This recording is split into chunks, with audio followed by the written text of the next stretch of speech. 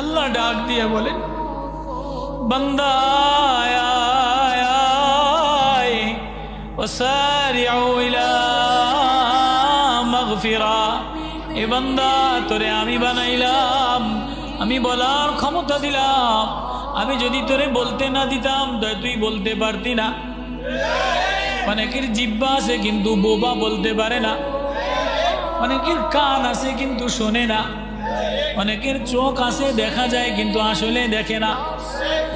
আমি তোরে বলার ক্ষমতা দিলাম, আমি তোরে শোনার ক্ষমতা দিলাম।